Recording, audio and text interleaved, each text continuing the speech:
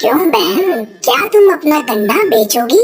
हाँ यार, ये गन्ना बेचने के लिए ही तो लगाया है। कल ये कितना दे दो? 20 रुपए किलो के भाव से दूंगी। मेरे गन्ने जैसा रसीला गन्ना आपको कहीं नहीं मिलेगा। अरे तुम्ही बहन, हम लोगों को 50 किलो गन्ना लेना है, लेकिन तुम्हारा भाव तो बहुत ज्यादा है। हम लोग 15 रुपए किलो के भाव से लेंगे।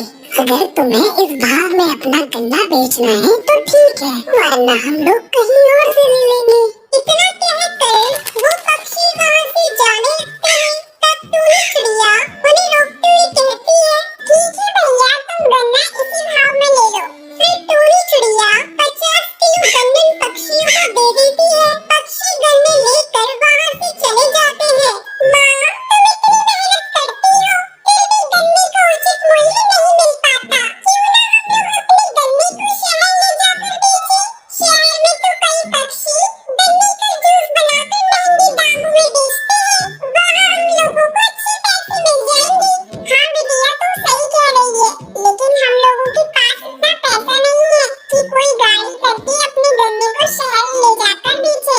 तो ये सब सोचना बंद कर दे, जो मिल रहा है वही बहुत है। इस तरह कुछ दिन गुजर जाते हैं। टुनटुनी चिड़िया अक्सर सोचा करती थी कि वो एक न एक दिन शहर ले जाकर गन्ने का जूस बनाकर बेचेगी। एक दिन वो अपनी दोस्त बंटी कबूतर से कहती है, बंटी, तुम्हारे पिताजी के पास ट्रक है ना? हाँ है, लेकिन तुम ट्रक पर क्या करेगी? मैं उस ट्रक से अपने खेत के गन्ने शहर ले जाऊंगी और फिर वहाँ गन्ने का जूस निकाल कर बेचूंगी। इस तरह हमें अच्छी आमदनी मिल जाएगी।